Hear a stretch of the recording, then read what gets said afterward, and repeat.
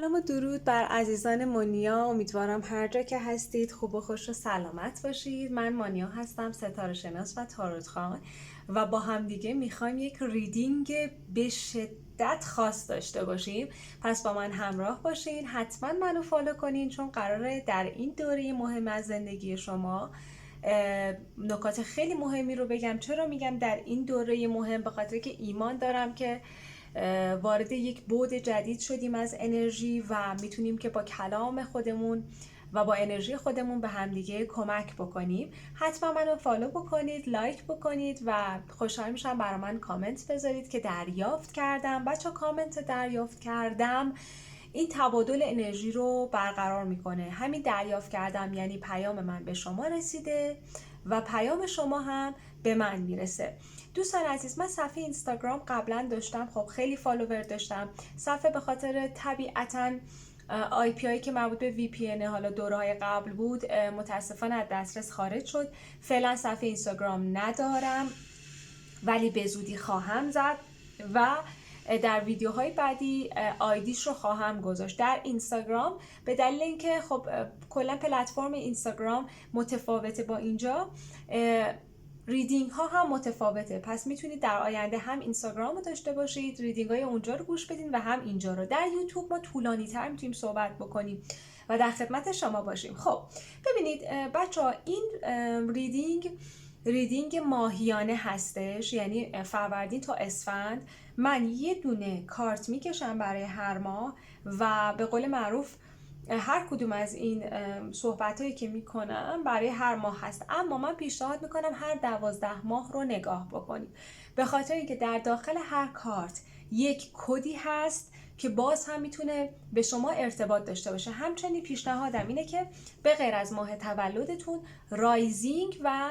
سیاره ماهتون هم گوش بدید. یعنی هر جا که ماه هست، مثلا ماهتون اگر در خوشه هست شهریور هم گوش بدین، رایزینگ هم گوش بدین.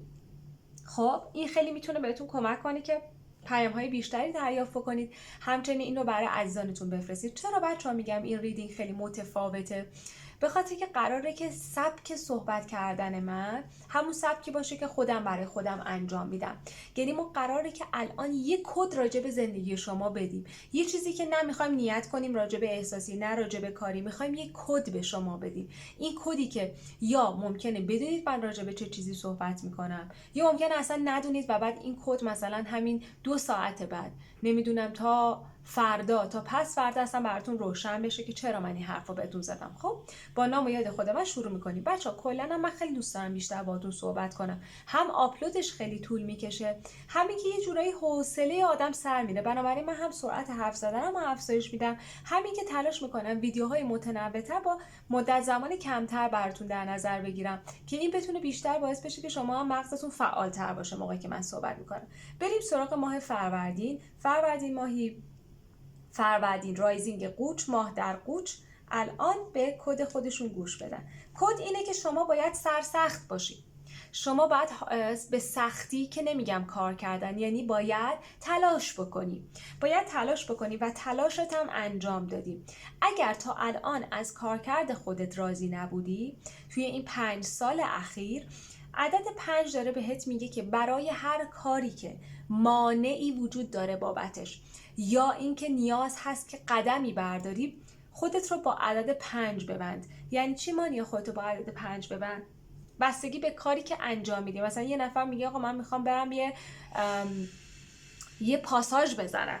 خب اون پاساژ شاید هم 5 ماهه بشه، بستگی داره چه پروژه داره. شاید یه پروژه 5 ساله باشه، مثلا کسی که میخواد پزشکی بخونه 5 ساله باشه، اما 5 یعنی که آقا 5 ماه حداقل برای اون چیز وقت بذار، حتی شده تمرکز. یکی از کدهای دیگه که میتونم بهتون بگم اینه که در این حال که دارید کار میکنید فروردین ماهی، یا به دنبال اهدافتون هستید، حتی اگر دیوار در مسیرتون قرار بگیره، یه پتک برمیدارید دیوار رو خراب میکنید، یادت نره که شما دارای قلب هستی، شما روح داری، شما احساس داری.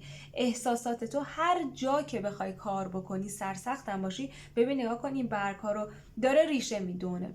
یکی از پیغام‌های دیگه که برای فروردین ماهیا دارم اینه که در ماه تابستون، ببینید این سبزی و این عدد 5 خودش هم نشانه مرداد هست، مرداد ماه هست. در ماه تابستون بچهای فروردین ماهی اگه میخواید کاری رو شروع کنید یا اگه میخواید یه کاری رو تموم بکنید، بهترین تایم هست براتون. و در واقع یکی از پیشگویی هایی که راجع به کد ماه تولدتون میخوام بگم، فروردین امسال برای شما خیلی خیلی مهم هستش. همچنین احتمال دیدار با شخصی که میتونه متولد مرداد ماه باشه و آدم سخت کوشی باشه در ماه مرداد برای شما ممکنه فراهم بشه. در رابطه با مسائل احساسی و کاری تلاش بکنید این دوتا رو تفکیک بکنید، به کداتون گوش بدید، یادداشتش بکنید. من سریع صحبت میکنم ولی در صحبتهای من هر کدوم الان من چند تا کد دادم، حتی یه دونه کدم بهت ندادم، حواستون رو جمع باشه. بریم سراغ رایزینگ تارس یا متولدین اردیبهشت ماه یا ماه در تارس، ببینیم که چه پیغامی میخواد جهان به ما بده. به به، ببینید اصلا کلا انرژی کار فعاله. اردیبهشت ماهیا همین خرداد امسال، همین چند روز پیش، و میشه گفتش که حتی 3 سال اخیره خودت سرت به کار خودت داری کار میکنی. یعنی من این انرژی رو دارم میگیرم که داری واسه خودت نشستی، داری میتراشی، کار میکنی. یا به معنی این هستش که شما میتونید که یک شغلی داشته باشید که خودتون آقای خودت یا خانم خودت باشید و این بهترین شغل میتونه برای شما باشه. براتون تا 3 ماه آینده، همین تابستون امسال میتونه باشه. مثلا کلا هم حس تابستون رو خیلی دارم از عکس‌ها میگیرم، کار میبینم، کار کار کار، کاری که خودت بخوای با دستای خودت انجام بدی، تو تنهایی خودت انجام بدی، حتی مثلا کارهای آنلاین هم با خودتونه دیگه.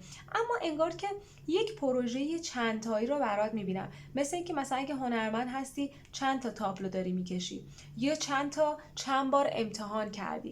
برای متولدین اردیبهشت رایزینگ تارس میبینم که ببینید چیزی که بهتون خیلی ثمر میده این هستش که خودتون مدیریت خودتون رو به دست بگیرید. اگر برای کسی کار میکنید و راضی نیستید، بهترین توصیه من برای شما اینه که خودتون کسب و کار خودتون رو رقم بزنید. کسب و کار شما زیر 3 ماه اگر میبینید چقدر متمرکزه، اگر پشتکار داشته باشی، واقعا براتون سود بسیار زیادی خواهد داشت. شما دستهای بسیار هنرمندی دارید، به غیر از اینکه صدای قشنگی میتونید داشته باشید، به شدت دستهای هنرمندی دارید. از دستهای هنرمند و سلیقتون استفاده کنید. بریم سراغ متولدین خرداد ماه که تولدشون هم گذشت. خب خرداد ماهی، ببین ممکنه سر و کارت با قانون یا محیط‌های اداری پیوند بخوره، یا ممکنه یک شخصی که دارای یک مقامی هست، ببین این انگشت اینجوری یعنی که من میتونم حکم بدم. فقط حواست باشه اگر با چنین شخصیتی ممکنه وارد کار بشی یا روابط احساسی. خرداد ماهی حواست باشه، رایزینگ دوقلو، ماه در دوقلو یا خرداد ماهی. این آدم اگر تو مسائل احساسی یک شخصیت این شکلی، حتی میتونه متولد دقیقاً اردیبهشت یا دی ماه باشه، این آدم منم زیاده، میتونی باهاش بسازی. ببین تو کارم میتونه باشه، میتونی باهاش بسازی، خب بهت برکت میده، هم بهت دستمزد خوبی میده، هم خودش اصلا وضع مالیش خوبه.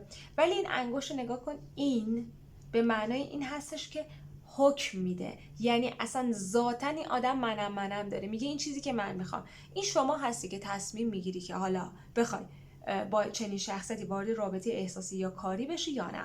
یک از موردهای دیگه، بچهای خرداد ماهی، اگه قراره مثلا مهاجرت کردین یا منتظر خبر مهاجرت یا جای خاصی هستید، از یک ارگان دولتی یا یک جای مقامدار بخواد به گوش شما برسه، این حکم برای شما ارسال خواهد شد، این حکم به شما ایمیل داده خواهد شد، این حکم به شما زنگ زده خواهد شد، این حکم برای شما صادر میشه. هر حکمی که حالا بستگی به سناریوی زندگی شما نیازمند به شنیدنش هستید، ولی به هر حال راجع به یک شخصیتی که منم داره، شما نمیتونی این شخصیت رو تغییر بدی. اما اگر اصلا این سناریو بهتون نمیخوره، میخوام بهتون بگم یک خبر، یک پیغام دولتی، ارگان دولتی به گوشتون خواهد رسید که یکم خیالتون رو راحت خواهد کرد. بریم سراغ تیر ماهی. تولد شما مبارک. امیدوارم که امسال سال خیلی خوبی باشه براتون. تیر ماه، رایزینگ خرچنگ یا ماه در خرچنگ. بریم ببینیم که پیغام کائنات برای شما الان چه چیزی هستش. کدی که میخوام بهت بگم تعادله. تیر ماهی اگر تو رابطه هستی، میگه این رابطه یک رابطه‌ایه که میتونه ادامه دار باشه. ببین عدد 2 افتاده، ولی نیازمند به تعادله. یک کوچوله از طرفین اگر تعادلشون خارج بشه کاملا این چرخه به هم میریزه. نه خیلی زیاد سرویس بده، خیلی زیاد خدمت بکن، نه خودتو بکش عقب. تیر ماهی تا 2 سال آینده، 2 ماه تا 2 سال آینده ثروت بسیار بسیار خوبی برات میبینم. همچنین تو روابط احساسی، اگر با کسی وارد رابطه احساسی شدی، من کلا برات چه تو امور ثروت چه تو امور عشقی تعادل رو میبینم. چیز دیگه ای نمیتونم از این تفسیر کنم. تعادل تعادل تعادل. همچنین برای تابستون، برای تیر ماهی، استفاده از ورزش شنا و ارتباط بیشتر با آب رو خیلی مقدس و پاک میبینم. این باعث میشه هم در روابط احساسی، هم سلامتی و هم ثروت برای شما درآمد خیلی خوب، بازده خیلی خوبی داشته باشه.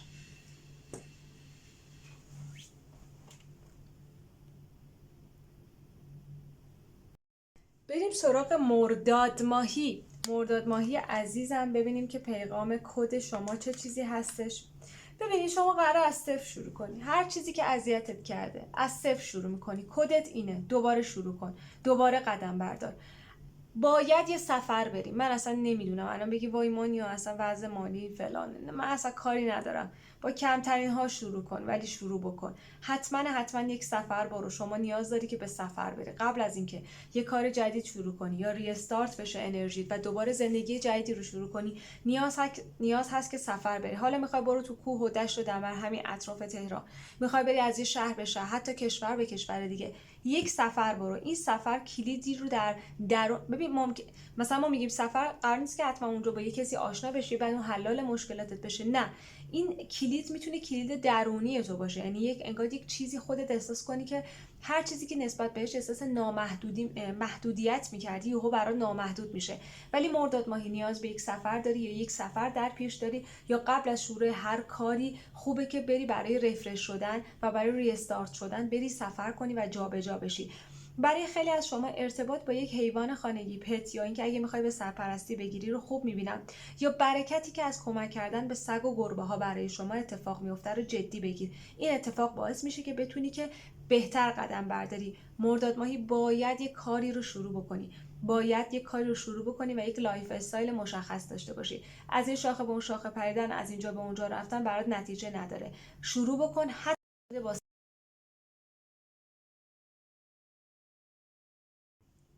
ببخشید تلفن زنگ خورد. بریم راجع به کدگشایی شهریور ماهی ببینیم شهریور ماهی میخواد به ما چه چیزی رو بگه. بس دیگه شهریور ماهی اینقدر قصه نخور. همش داری مرور میکنی یک سری گذشته، فلانی این کارو برا من کرده. میگه دیگه بس دیگه، این نگاه کن. الان شما از اینجا میتونی بپری بیای بیرون. کد شما اینه: به گذشته بر نگرد.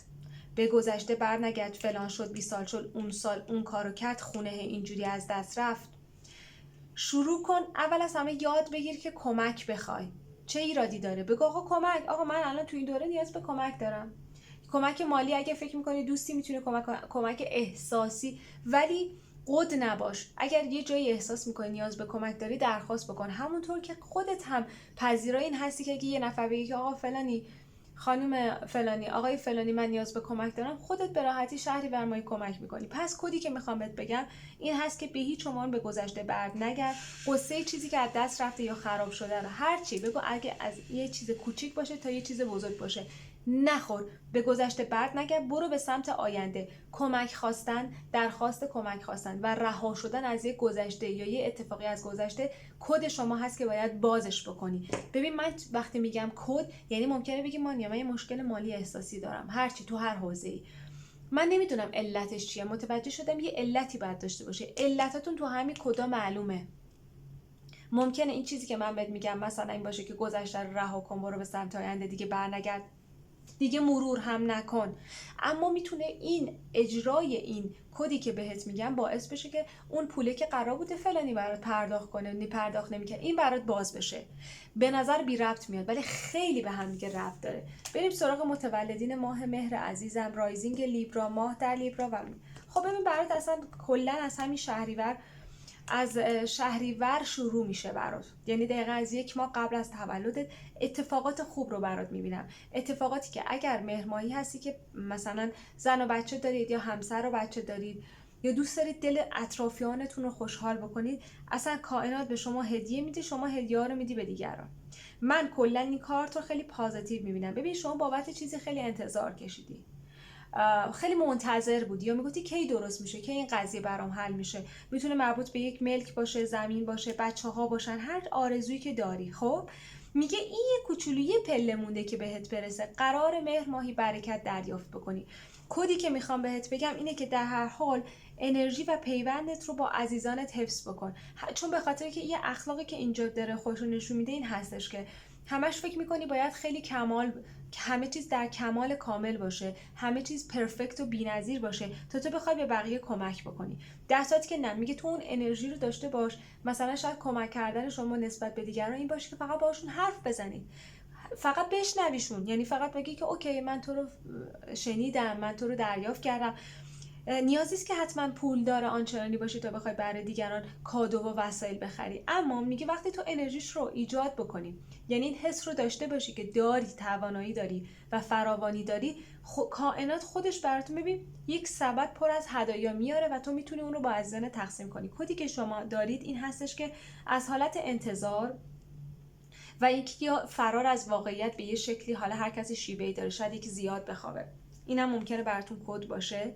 دست بردار و شروع بکن با حضور خودت این هدیه رو به دیگران بده و اون هدیه های مادی هم که میخوای از کائنات برات میرسه. بچه ها خیلی بهتون نزدیک مهر ماهی ها. همین شهریور امسال قرار کلی براتون برکت بیاد. بریم سراغ متولدین آبان ماه، ببینیم کدی که میخوام بهشون بدم چیه. آبان ماهی، ببین اینا چقدر کارتا داره مثبت میاد. آبان ماهی براشون بذاریم یکم تقسیم بندی کنیم. اگه آقای آبان ماهی هستی دارین رو میبینید، میگه یکی از مهمترین هدایایی که میتونی به پارتنرت بدی یا کسی رو بخوای جذب بکنی کلامته. ببین این هدیه آبی به معنای چاکرای پنجمه. شما گاهی وقتا با کلامت میتونی به دیگری هدیه بدی. ما خیلی از افراد رو میدونیم که هدیه های مادی به همدیگه میدن ولی هنوز خلا وجود داره. با کلامت هم به پارتنرت محبت بکن، به شریکت، حالا همسرت، نمیدونم هر کسی که هست، با کلامت به دیگران هدیه بده، کلامتو به دیگران هدیه بده. حتی اگر شغلی داری که با کلام و صحبت کردنه، این رو هدیه بده به دیگران. و اگر خانم آبان ماهی هستی، ببین واقعا یک آقایی اگر تو رابطه میگه آقا این چرا خودشو نشون نمیده، قراره که با سورپرایز بشی به زودی. و یا اینکه اگر تو رابطه هستی این آدم زیاد بلد نیست حرف بزنه، دوستت داره ها، ببین خواهان تو میاد باشه ده، اما بلد نیست حرف بزنه. به قول معروف میگفتن موش زبونشو خورده.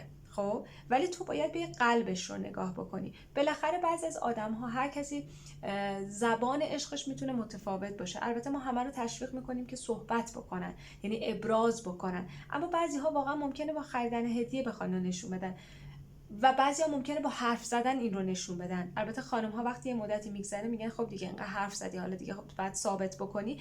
اما میگم که کلا روابط خوب برای شما روابطی هست که هم با کلام باشه هم با هدیه دادن. به هر حال برای آبان ماهی سورپرایز میبینم. ببینید من خودم این رو انرژی کائنات رو میگیرم.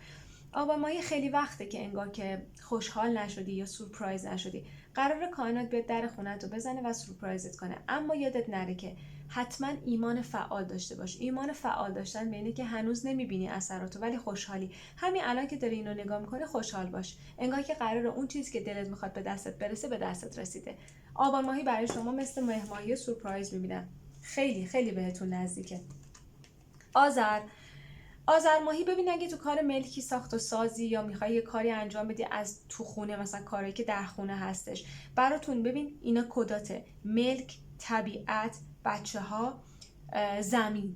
با اینها قرار همه چیز راست و ریز بشه. اگر دوست داری که حالا خانوادت رو شاد بکنی، فرزندی داری، این اتفاق داره به زودی براتون پیش بیاد. بچه ها خیلی وایب تابستون میده کارتا، یعنی همین الان این خودش به من انرژی تابستون رو میده. کلا تابستون میشه گفت فصلیه برای همه ماها، به خصوص آذر، که انگار که دارد یه سری بذرها رو میکارن یا دارن برداشت میکنن، یا بذرهایی که برداشت کردن سبز شده دیگه داره بهشون نتیجه میده. دور هم جمع شدن، خانواده خانواده خانواده. ببینید عدد 10 خودش نشان خانواده و خونه هستش. برای آذر ماهی ارتقای شغلی هم میبینم. عدد 10 در چارت تولد تروپیکال، میدونید که من حالا متخصصش هستم، به معنی شغلم هست. شغل شما قراره به شما یا یه پولی قراره بیاد دستتون که تکلیف یه زمین و یک حتی میتونه چیز مربوط به مهاجرت یا سفارت باشه براتون روشن بشه.